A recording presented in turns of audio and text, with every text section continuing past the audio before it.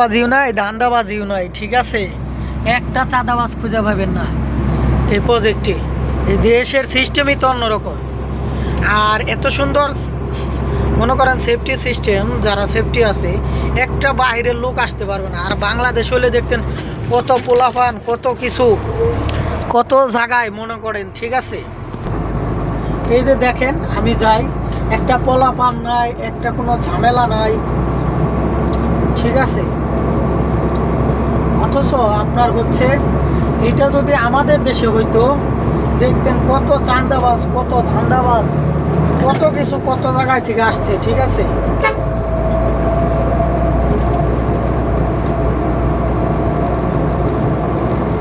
কত জায়গায় থেকে কত কিছু আসছে।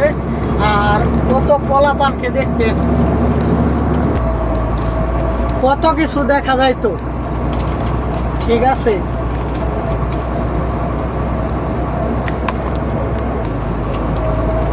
এখন কথার মধ্যে কথা হচ্ছে যে এই ভিতরে এত সেফটি সুন্দর সিস্টেম বাংলাদেশে তো এগুলো মানবেই না, ঠিক আছে? ডিসিপ্লিন আসলেই হয়তো জামাত ইসলাম ক্ষমতায় আসলে এটা একটু পরিবর্তন হইতো, কারণ তাদের ভিতরে ডিসিপ্লিন জিনিসটা আছে। আমার যেটা মনে হয়, আমার ব্যক্তিগত মতামত, আপনার হচ্ছে অন্য অন্য দিকে সেগুলো পাবেন না। এই যে এই দেশে আগায় কেন একটা বাহিরের লোক এই প্রজেক্টে ঢুকতে পারবে না। সরকারি সেফটি আছে, সিএনডিপি আছে, এরা আসে তদারকি করে, কেউ চাঁদাবাজি করতে পারবে না। কেউ মনে করেন যে বার্গেটিং করার সুযোগই নাই, যে এত বড় কাজ আসতেছে আপনার কয়েক কোটি টাকা চাইবো, বিশাল অঞ্চল জুড়ে কনস্ট্রাকশনের কাজ হবে, এখানে ফ্যাক্টরি হবে বা অন্য কিছু হবে, সেটা পরে জানবো। আমরা প্রায় 1.5 বছর ধরে এখানে এই গাড়িতে আমরা কাজ করতেছি এই প্রজেক্টটি। আমার অনেক বন্ধুরা, আমি নতুন, আমি আরব সাইডে ছিলাম প্রায় 6 মাস, ঠিক আছে? একটা চাঁদাবাজ নাই ভাই, একটা পোলাবানও দেখবেন না। দেখেন কিছু আছে, অথচ বাংলাদেশে প্রজেক্ট হলে দেখবেন পোলাবানের অভাব নাই, রুট গাট মানে না, ঠিক আছে? মানে আমরা নিজেরা ডিসিপ্লিনে অভ্যস্ত না, তাই ডিসিপ্লিন আমরা মানতেও চাই না। তো এই সভ্যতা ফিরিয়ে আনতে আমাদের সবারই কাজ করা উচিত।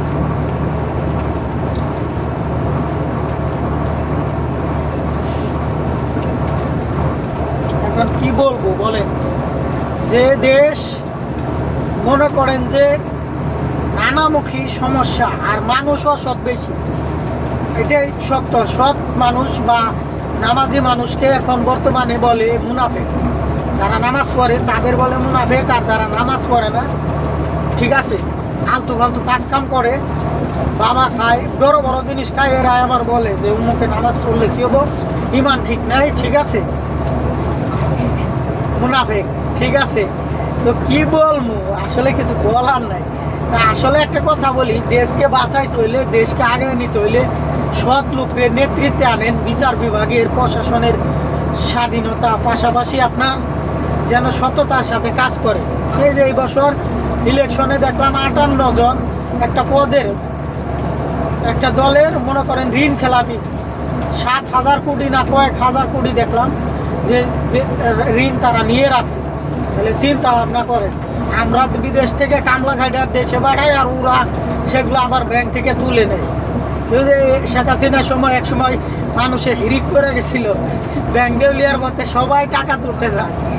তো সামনে যেন ওইটা না হয়, সবাই একটু সচেতন হন, ঠিক আছে? সৎ ব্যক্তির, আমি বলি না বিএনপিরে ভোট দিয়েন না বা জামাতরে দিয়েন না, এটা বলবো না। আপনার এলাকায় সৎ খোঁজখবর নিয়ে ভালো ব্যক্তিকে নির্বাচিত করেন, যেন চাঁদাবাজি সন্ত্রাসী কেউ না করতে পারে, যেটা যে কোনো দলেই হোক।